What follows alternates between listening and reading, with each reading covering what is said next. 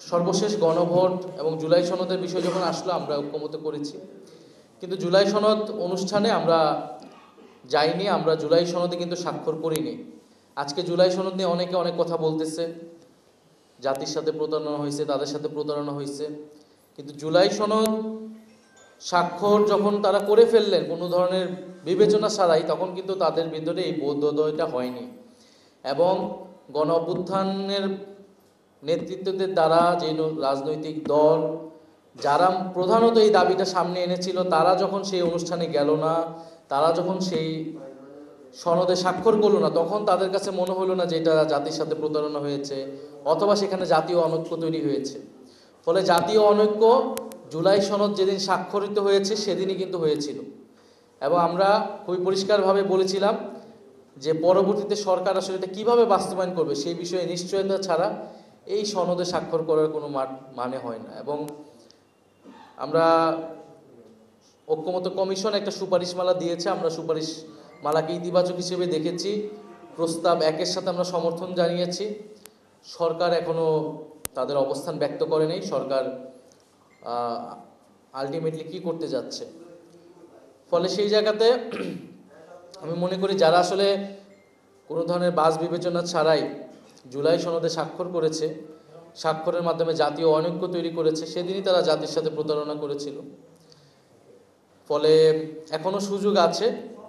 আমরা চাই যে ঐক্যবদ্ধভাবেই এই জুলাই সনদ বাস্তবায়নের মাধ্যমে, এটার আইনি ভিত্তি দেওয়ার মাধ্যমে ফেব্রুয়ারিতে নির্বাচন হবে।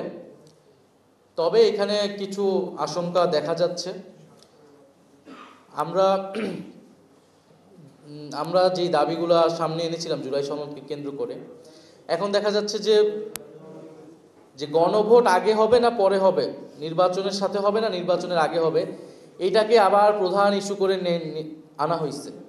এটা মূলত জামায়াতে ইসলাম তারা নিয়ে আসছে, এবং এটাও একটা ভুল রাজনীতি। এবং আমরা যেটা আগেও অভিযোগ করেছিলাম, যেখানে আমাদের দাবি ছিল উচ্চকক্ষে পিয়ার, 2 কক্ষে পিয়ারের দাবিটাকে এনে এটা ইস্যুটাকে ঘুরিয়ে দেওয়ার একটা চেষ্টা চালানো হয়েছে। এই একই চেষ্টা এখনও চালানো হচ্ছে। সনদে কি কি সংস্কার হবে, কি কি প্রস্তাবনা থাকবে এবং সেটার আইনি ভিত্তিটা কিভাবে হবে, ডক্টর ইউনূস সেটা আদেশ জারি করবে কিনা, এগুলো হলো প্রধান ইস্যু, প্রধান তর্কের জায়গা।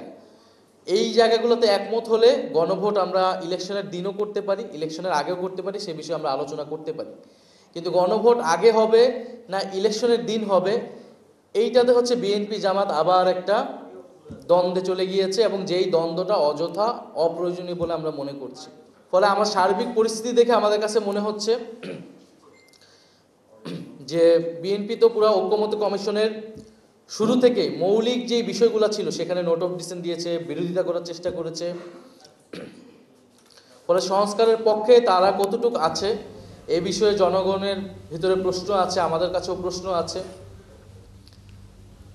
আবার অন্যদিকে জামাতের কার্যক্রমে মনে হচ্ছে যে তারা নির্বাচনকে পেছানোর কোনো অভিসন্ধি তাদের আছে কিনা, দুরভিসন্ধি আছে কিনা। ফলে একদল সংস্কারকে ভেস্তে দিচ্ছে, আরেক দল নির্বাচনকে পেছানোর চেষ্টা করছে।